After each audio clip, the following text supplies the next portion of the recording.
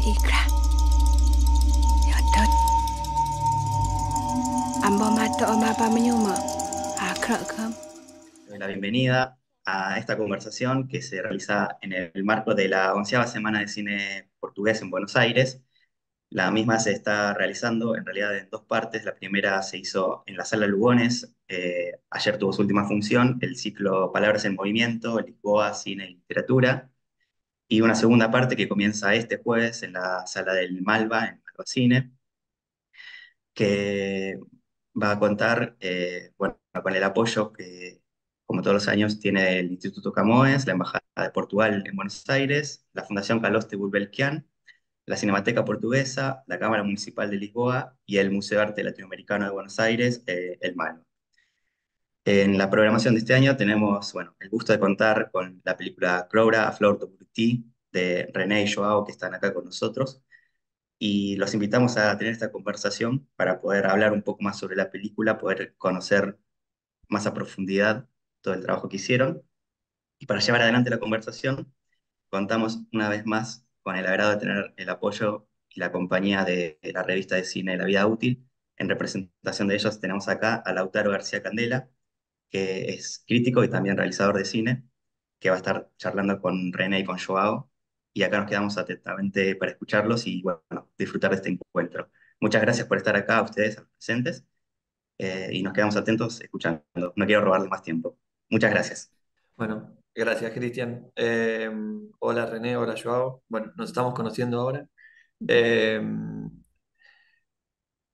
Vi recientemente su última película y ya había visto la película anterior, que me parece que, bueno, obviamente tienen un trabajo en común, ¿no?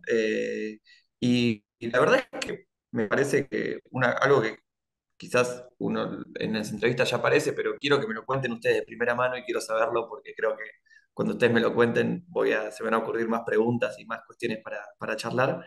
Quería preguntarles cómo fue su acercamiento a esta comunidad, cómo llegaron, la película, las dos películas, pero bueno, vamos a hablar sobre todo de la última, La Flor del Buriti. Trata sobre una comunidad que de alguna manera está amenazada por diferentes motivos, una comunidad indígena en Brasil, no sé en qué parte de Brasil, ya me contarán. Eh, y bueno, y se nota que hay no sé si diría una comunión o al menos una cotidianidad de quien filma con respecto a los personajes retratados, y una atención a las historias y un seguimiento en la vida. Y bueno, eso me hace sentir que estoy frente a una película que se hizo un poco, porque aparte habiendo visto los créditos, se hizo un poco en comunidad.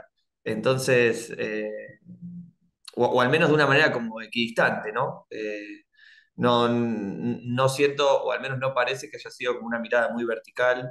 eh, pero bueno, son todas ideas mías y la verdad es que me gustaría primero eso, saber cómo fue que llegaron, qué les interesó originariamente y después seguimos.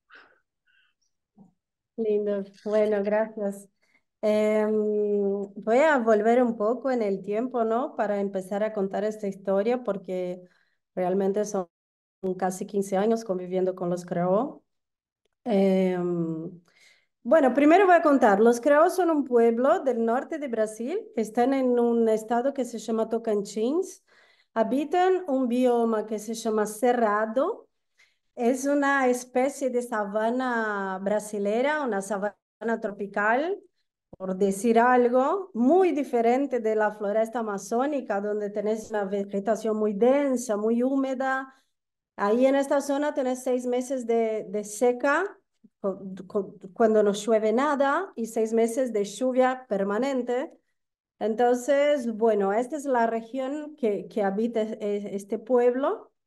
Hoy habitan un territorio de 3.000 kilómetros cuadrados y son más o menos 4.200 personas que viven en 42 comunidades, aldeas. Nosotros, yo y João, vivimos y tenemos una relación muy íntima con dos de esas 42 aldeas. Entonces, nuestra primera película fue filmada en una aldea muy grande que se llama Pedra Branca, Pero esta segunda no fue totalmente filmada ahí porque en la mitad del proceso de filmación, nuestra familia, la gente con quien vivimos desde que llegamos ahí, se cambió a una aldea más chiquita. Y entonces nosotros nos mudamos con nuestra familia a esta pequeña aldea y mucho de la película se hizo ahí también. Entonces, bueno, yo la primera vez que fui a una comunidad fue de casualidad. Fui a ayudar a unos amigos a hacer un registro de una fiesta de fin de duelo. Es Pargarrã, que es el nombre de esta fiesta. Es una fiesta que filmamos en nuestra película Chuva e Cantoria na Aldeia dos Mortos. No la misma fiesta, no, pero 10 años después la vamos a filmar en Chuva. Y ahí con este viaje conocí a un grupo de jóvenes de la comunidad que tenían muchas ganas de aprender a hacer películas, aprender a utilizar la herramienta audiovisual y así empezó mi trabajo con la comunidad. Entonces al comienzo eran talleres de cine, de fotografía, donde había un colectivo que se formó en este momento, en el 2010 y que sigue trabajando y haciendo cosas hasta hoy. Entonces, este es un otro lado de nuestra relación, no es un lado tan visible como estas películas que terminan por salir al mundo, ¿no? Pero es también lo que nos posibilitó estar mucho tiempo, tener una relación muy íntima con las personas con quien filmamos, porque realmente tanto Iñaki, que es el protagonista de Chuva Cantoria, cuanto Pat Projuino y Teddy Coy en esta película Crowder, son personas muy cercanas con quien tenemos mucha intimidad y bueno, y ahí en este sentido es un poco lo que decís, ¿no? Se siente que hay un trabajo construido juntos con ellos, con ellas, y que esta relación de intimidad es lo que nos posibilita hacer estas películas que hacemos y traer estas historias que uno no va a ver en una primer mirada hacia una comunidad indígena, ¿no? Un poquito eso. Vos decís que uno no va a ver una primera mirada porque son historias que circulan de alguna manera, o sea, tanto la película anterior como esta, se cuentan historias y como que hay un caldo de cultivo que son como eso, como los mitos y leyendas de las comunidades. Eh, Ellos de alguna manera medio coescribieron el guión y cómo fue ese proceso de coescritura del guión. Al menos en esta película hay una escena muy clara, que ya hablaremos sobre ella, que bueno, se cuenta algo y hay una especie de flashback o relato enmarcado, que me parece muy interesante, pero toda la película también, como de alguna manera cuenta eso, y quería saber cómo piensan las escenas, cómo piensan el desarrollo, porque es un desarrollo narrativo muy particular. Digamos Ujú. que no es un desarrollo narrativo clásico, uno podría pensar. Quería saber si en esa, ¿cómo decirlo? En ese no clasicismo del desarrollo es donde juegan ellos. Debe ser. Já está inspirada. Es que yo creo que hay es claro que nos interesa mucho hablar tratar de intentar hacer un cine que tome conciencia que hay otra manera de relacionarse con el tiempo.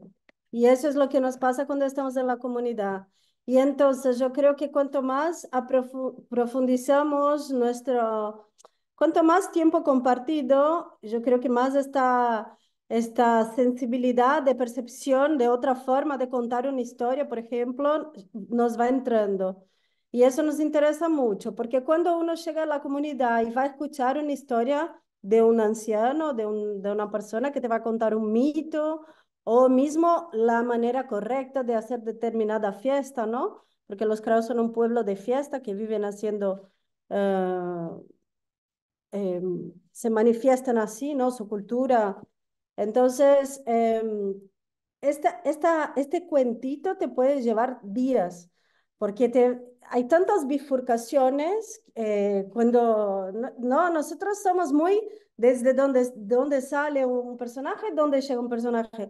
Pero ahí cuando ellos empiezan a contarte una historia, hay tantas bifurcaciones y tantas vueltas y uno se pierde mucho y después se vuelve a encontrar y al final quizás vas a entender, ¿no? Por qué era necesario todas esas bifurcaciones para llegar a este final de esta historia, ¿no? Y entonces yo creo que acá también tratamos de una forma todavía muy presa, ¿no? A una forma eh, tradicional de narrar, de una tradición cristiana de que venimos nosotros, ¿no?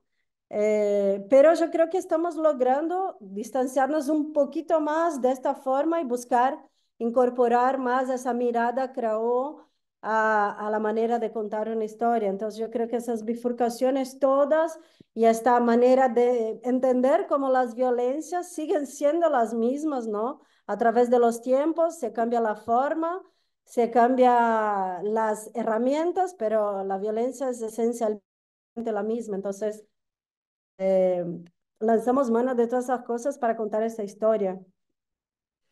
Y me parece bueno lo que... Y vos decís que siguen teniendo camino por recorrer, digamos. O sea, eventualmente siguen pensando en profundizar en esa manera de concebir el tiempo que quizás es diferente a la nuestra. O sea, ¿están pensando en seguir? No, seguramente, o sea, nuestra relación con los Caraú, el cine obviamente es, digamos, el lado más visible de esta amistad y de esta alianza. Eh, pero en este momento ya tenemos bastante claro que con o sin el cine estaremos siempre ahí con ellos lo más posible. O sea, obviamente una cuestión práctica, geográfica, de la distancia y todo, pero un poco nuestra vida en estos últimos años se organiza alrededor de la posibilidad de, digamos, estar ahí con ellos y aprovechar el privilegio enorme que es haber sido recibido, e incluido y capturado de una manera tan linda y tan generosa por los Krao y todo lo que estamos viviendo y aprendiendo ahora con nuestra hija que tiene 6 años, pero que está ahí desde los 6 meses con nosotros también y que es parte también del cine de alguna manera, porque la posibilidad de filmar los niños viene un poco de ella. Es también su círculo de afectos que acabó criando ahí con otros niños para disfrutar el tiempo, para conocer la floresta, la aldea, la gente. Entonces es un poco estas barreras, estos límites entre cine y vida personal están muy turbios, ¿cómo es que se dice? Turbios. Turbios. Eh, y creo que de alguna manera, René acabó de decirnos que hablabas de una un cine que se pueda acercar al tiempo de otra manera, ¿no? Y creo también que en nuestra práctica está también un otro acercamiento al cine, digamos, la posibilidad de cotidianamente reinventar el cine, o sea, no reinventar el cine pensando en la historia del cine, pero reinventar nuestra práctica con ellos, porque para cada secuencia, y creo que esta sensación que la película puede generar de tiene mucho ritmo y contrarritmo, tiene muchos colores, hablo de colores no solamente cromáticos, pero eh, la película abre de una manera que es radicalmente ficcional, o sea, el pacto que se establece ahí esto no es cine etnográfico, no es cine documental. Pensábamos mucho en cine soviético cuando abrimos esta película. Hay una mirada para la cámara también, que es algo que nunca habíamos filmado. Pero después la película se va abriendo y esto tiene que ver con el tiempo compartido y hay secuencias que son bastante más documentales, las secuencias en Brasilia, las fiestas en la aldea donde participa toda la comunidad y ahí realmente nuestra intervención es bastante diminuta. Hay el relato histórico de la masacre, que para nosotros es un momento muy clásico, quizás el momento más clásico. Por primera vez nos pusimos con la opción de filmar con una voz en off, y es un relato, es una idea también de una transmisión, un flashback. Entonces, la película misma se reinventa, y esto tiene que ver con una realidad compartida, ¿no? En este tiempo. Y ya voy a llegar, me interesó sobre todo lo que hablaron del cine soviético y también de cómo articula el tiempo, pero pienso en ustedes que están ahí, ¿no? Eh, yo al ver la película muchas veces me pregunto sobre cómo son los vínculos. Por ejemplo, viendo el vínculo entre la madre y la hija, entre Jotat se llama y su madre. Digo, y siento que, al menos no, yo vivo en Argentina, en Buenos Aires, en una ciudad como muy otra vida, digamos, y me doy cuenta que muchos de los sentimientos que circulan ahí son algo que realmente no entiendo o que no puedo capturar del todo, eh, pero sin embargo creo que puedo aprender sobre ellos, o que al menos hay algo ahí en la diferencia que se puede superar, digamos, o que se puede... ¿Qué piensan que, digamos, estas comunidades han podido aportarles a ustedes en su vida, o incluso que podrían aportarles a todos los que estén ahí, que puedan ver las películas, como forma de vida? Y por otro, la contrapregunta sería, ¿y cómo ven que está afectando, o sea, más que nunca ahora, por lo que veo en la película, está amenazado ese mundo?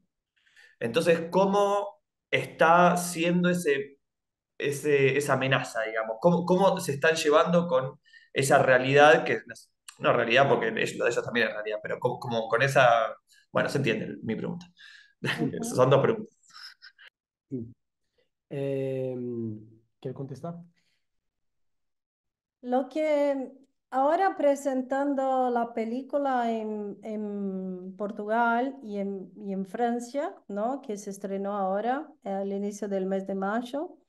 Tuvimos la oportunidad de escuchar un poco lo que siente la gente. Yo creo que hay un discurso en la película que logra con que mucha gente se pueda conectar muy directamente, que es el discurso de la ecología. Entonces, sabemos lo que está pasando en el mundo, sabemos que hay un problema muy grave y estamos haciendo muy poco para contener este problema, ¿no? Yo veo, sentí mucho que la gente se implica mucho en este aspecto de la película, principalmente acá en Europa, ¿no?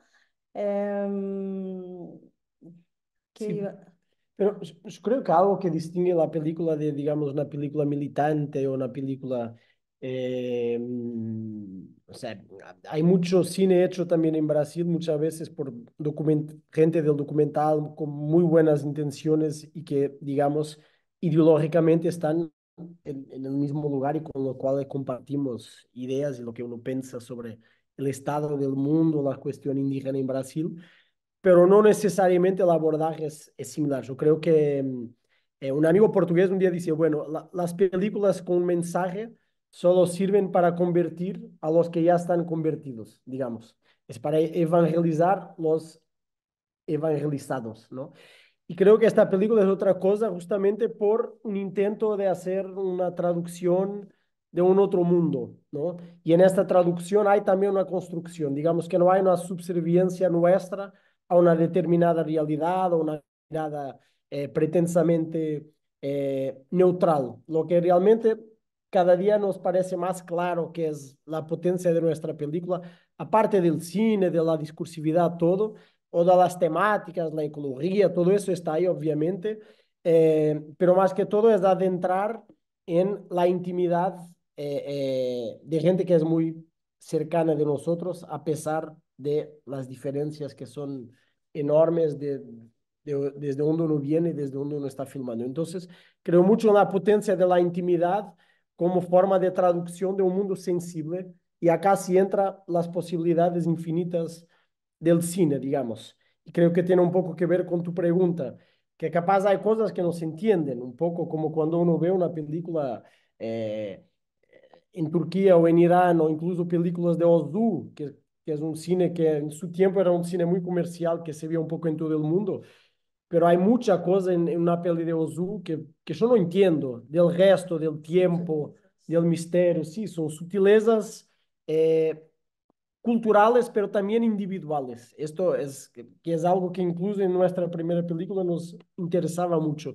Filmar un problema individual, un protagonista indígena con sus cuestiones, y sus cuestiones no son exactamente las mismas de los demás craos que están ahí. O sea, entender también que hay diferencias internas entre la gente como en cualquier lugar del mundo. Digamos, eh, no asumir el todo, no tener este discurso, ahí sí un poco soviético también, de hacer una ilusión, ¿no? Eludir, ¿no? Borrar los personajes y su individualidad para un discurso más del colectivo. Y nada, me perdí un poco ahora, hablando Começa se perdeu agora. de cine soviético. No, pero no, hablabas un poco de que se puede aprender y todo. Y esto es algo que nos preguntan muchas veces. eh, y por mucho tiempo teníamos dificultad de contestar, porque realmente, no sé, para filmar esta película estuvimos casi un año y medio ahí con los karaoke, con nuestra hija, y realmente nuestro cotidiano ahí es totalmente distinto, pero no vuelve a su vida en la ciudad y volvemos al mismo siglo, al mismo tiempo, a una otra forma de vivir, digamos, uno no se transforma por decreto. No. Realmente traemos nuestras ontologías y las cargamos acá y uno no se liberta de esto. Pero de una manera un poco más sencilla, los caraos son realmente un pueblo que vive no solamente afuera del capitalismo y del Estado también. Esto para mí es lo más potente. Hay una sociedad que la conocimos muy bien, que dice, ¿cómo es que se dice? Detona, que detonar, que explota, Explota. explota muchos de nuestros dualismos históricos, intelectuales, cognitivos, emocionales, y este es muy obvio. No hay la dicotomía entre capitalismo o Estado ahí, porque realmente la propuesta del Estado o la propuesta del capital para ellos es totalmente absurda. Ellos viven ahí, son una sociedad contra el Estado, que rechaza el Estado como el peligro de la emergencia de poder y de concentración de riqueza que el Estado y el capital también te proponen, y viven al margen de esto realmente. No es que no hay plata, pero están. Y esto no es una utopía que está en libros de antropología del siglo XIX, están ahí. La plata que se queda con la comunidad, que es bastante si consideramos el presupuesto cuando terminamos de filmar, no se concentra en una familia, ni en los actores, se acaba dividiendo o en cosas del colectivo. Ahora cuando terminamos, compraron un camión como este que se ve en la película para no depender de los tipos del mercado en la ciudad que los engañan de todas formas. Y con este camión ganaron una autonomía digamos, son dueños no de los medios de producción, pero por lo menos de distribución, si hacemos un paralelismo con el cine, que es el camión. Y las otras cosas que compran se diluyen en la familia, en las fiestas. Hay una distribución de la riqueza que no está escrita en el papel, pero funciona. Entonces ahí es, sí, mecanismos muy sofisticados también, ¿no? Sofisticados de que no haya acumulación por nadie, o sea, ni de poder ni de plata. Y entonces hay miles de formas de que la plata y el poder circulen.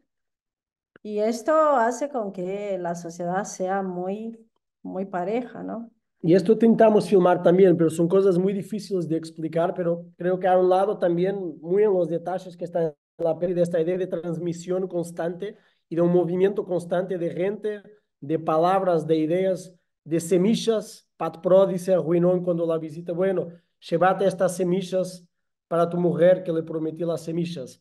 Las chicas subiendo a una palmera para sacar una fruta para una mujer embarazada. La Pat Pro que va a Brasilia y dice a su niña, bueno, te traigo algo de la ciudad en este viaje. Entonces hay una circulación constante de objetos materiales y inmateriales también, que son memorias e historias. Y esto creo que está ahí como una serpiente invisible que entra en la película, ¿no? E incluso me parece que eso sucede en la propia película, porque está bastante repartida la atención que le dan a cada uno de los personajes. o sea, casi hasta la mitad de la película no se nombra a Crourao. Entonces yo estaba pensando, y bueno, ¿y quién es? ¿Cuál de todos los personajes es? Y después empieza a aparecer más. Pero como que hay varios personajes que van como cada uno con su tema, digamos, cada uno con su problema. Y me parece que eso quizás puede replicar algo de la organización que ustedes están planteando, ¿no? La organización no hay un personaje principal. Todos tienen Exacto. como sus propios malestares, digamos. Sí. Que, Claro. que, que eso me interesó mucho el personaje de Jotat porque bueno, es como uno de los personajes principales de la película, que tiene como es un malestar, tiene un problema con los sueños, tiene un problema no sabría explicarlo bien, eh, que de hecho creo que ellos tampoco saben explicarlo bien porque están como tratando de entender qué es. Quería saber cómo había surgido eso, porque es el personaje más pequeño, ¿no? Es el personaje, la niña, al menos de los que conocemos. Y justo si ella tiene un problema, es como que me genera preocupación. Mm. Sí. Los niños y las niñas están todavía muy conectados con el mundo espiritual, ¿no? Entonces ellos circulan con facilidad en este otro lugar que para los creados no es una más allá, es una cosa cotidiana y que pasa y la gente se relaciona. Los niños y las niñas ven muchos espíritus, hay muchas historias, ¿no? Y hay muchas historias de los espíritus que quieren capturar a niños y niñas para llevárselos porque extrañan, porque son parientes que están muertos, ¿no? Para los Krao, los muertos son un peligro porque pueden llevarte, pueden convencerte de que vos tenés que ir también.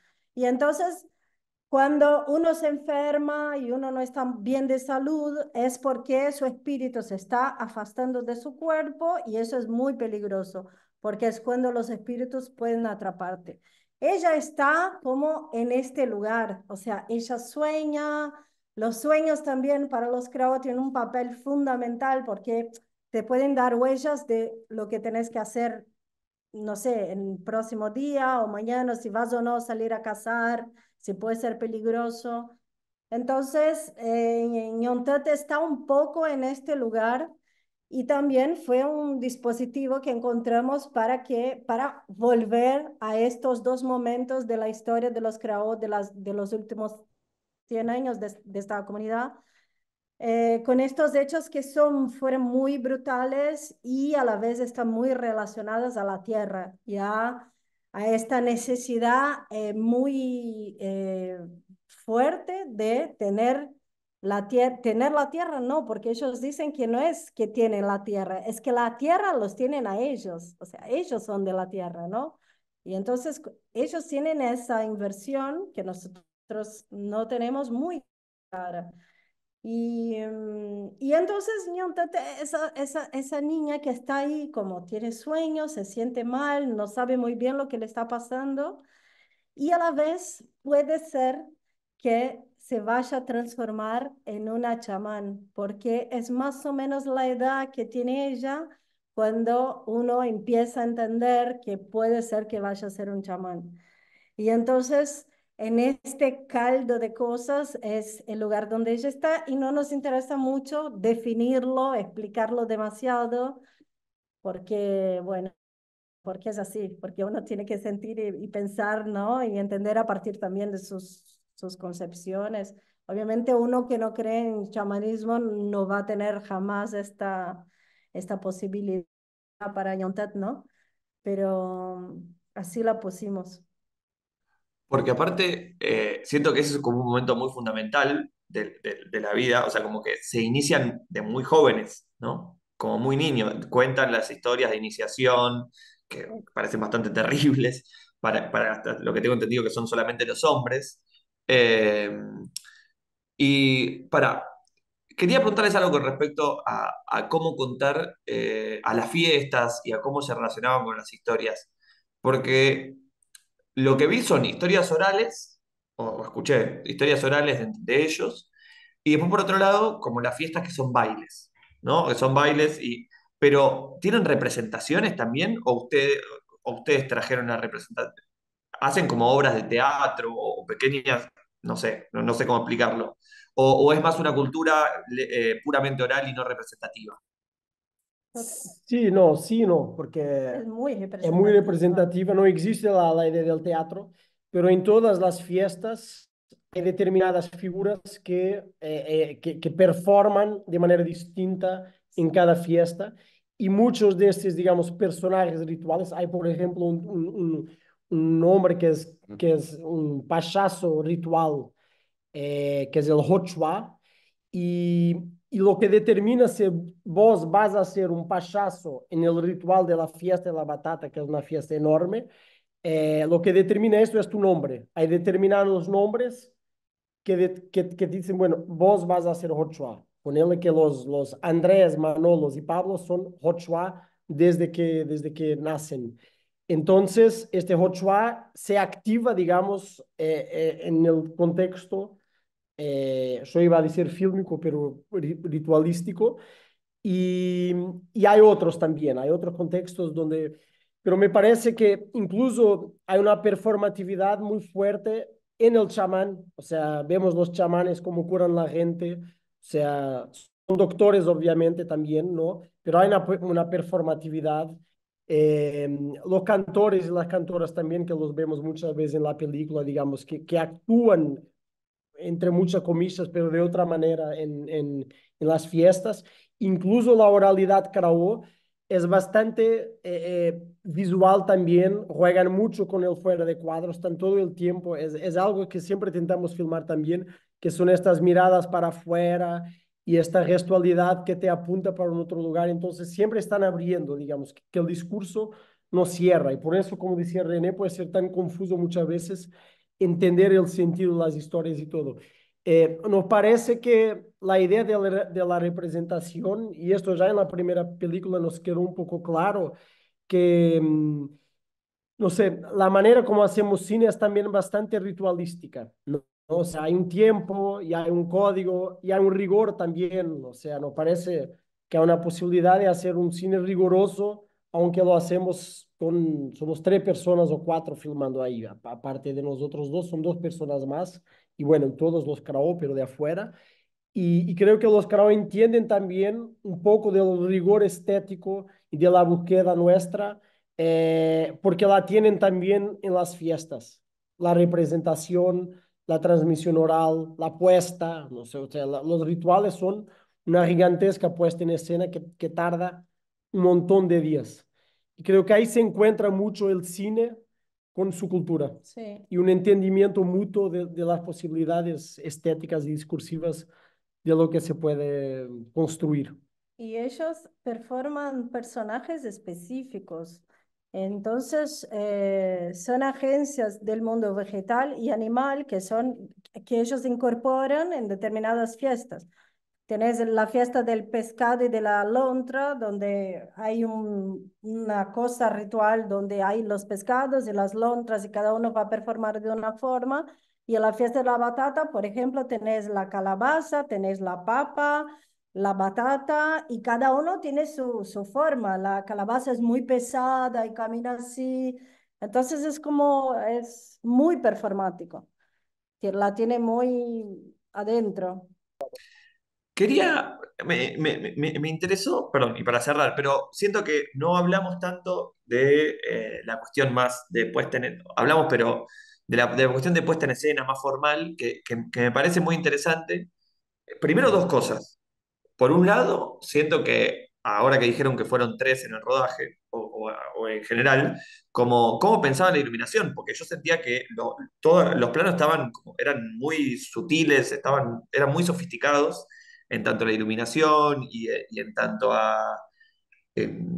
digamos, a una puesta en escena que estaba estilizada, digamos. No era cine etnográfico, como decían antes, sino que había fuertemente una idea de estilo. Eh, y después, por otro lado, la cuestión de la puesta en escena, en el momento, si ustedes pensaron que en el momento de la narración cambiara un poco, o sea, cómo fueron, y después en el momento de la parte de Brasilia, ¿no? Cómo hacen, cómo fueron de alguna manera deslizando las diferentes partes de la película. ¿Fueron de más estetizado a menos? ¿O cómo lo pensaron? Y después volvieron. Bueno, nosotros entendimos ya con nuestra película anterior que cada secuencia tiene que encontrar su forma. No nos interesa mucho estar muy apegados a una idea previa de lo que tiene que ser la secuencia. Entonces, es un juego y con ellos y con ellas vamos encontrando la manera, la mejor manera de contar determinada secuencia. Entonces, claro, cuando estamos filmando una fiesta tradicional, como en que toda película nos gusta mucho filmar las fiestas, porque también es una forma de devolver una imagen, ¿no? De cuidar a una imagen. Los creó tienen mucho eso, ¿no? De volver a las imágenes, ver cómo fueron las fiestas, ¿no? Obviamente les gusta mucho más mirar el material bruto de una fiesta y esta fiesta que filmamos para Crowded también fue filmada por el colectivo audiovisual de la aldea. Entonces tienen dos registros diferentes de esta fiesta, ¿no? Muy diferentes. Eso para decir que cada cosa tiene que encontrar su forma. En las fiestas no nos metemos mucho, no es posible producir una fiesta, es decir, hablar con la comunidad para que hagan una fiesta de esta magnitud, porque realmente es necesaria mucha organización familiar para llevar una fiesta de esta adelante, ¿no? Pero entendimos también que la ficción tiene que meterse en estos contextos. Y entonces siempre hay una parte de la fiesta donde vamos a ficcionalizar un evento, una cosa, para que eso gane una otra forma distinta. Entonces, acá lo hicimos en Brasilia, por ejemplo, que es la fiesta del cupé, ¿no? Lo hicimos con esta charla del sueño y las sensaciones que ellos tenían en la ciudad, ¿no? Y cómo el sueño era atravesado, la capacidad de soñar era atravesada por esa desterritorialización que tenían ellos, ¿no? Cuando estaban en Brasilia. Y eso, vamos encontrando una forma de que la ficción y el documental vayan extrayendo la mejor parte de cada uno. Y en este movimiento yo creo que llegamos a una otra cosa, ¿no? No sé, es... Como que es una situación incómoda en cierto punto, pero en un buen sentido, porque para quien esperaba una cosa, te da otra, y para quien esperaba otra cosa, le da, o sea, es como, siempre, no, no, pero en serio siempre termina como de, no sé incomodarme la palabra, pero sí como de plantearme preguntas, porque el inicio sí es tierra de Dovzhenko, y después se vuelve algo más como otra cosa, ¿no? Sí, bueno, eso. Muchas gracias por la charla. Sabemos que estamos ambos todos corridos de tiempo, así que eso, no sé si Cristian ahora quiere decir algo como para cerrar, porque seguramente esto termina con una invitación, ¿o no? Acá estoy, estaba atentamente escuchando. Bueno, muchas gracias a ustedes. No quiero robarle más tiempo, simplemente agradecer por la conversación que nos compartieron e invitarles a que el próximo jueves, perdón, ya estoy mal con las fechas, el jueves 9 empezamos con las funciones en el Malva. Ahí vamos a tener eh, presentes a René y Joao para presentar la película, compartir con nosotros en la sala y responder preguntas del público, así que pueden ver la película y charlar con ellos y los invitamos a todos para disfrutar de esta película y de todas las que forman parte de la programación.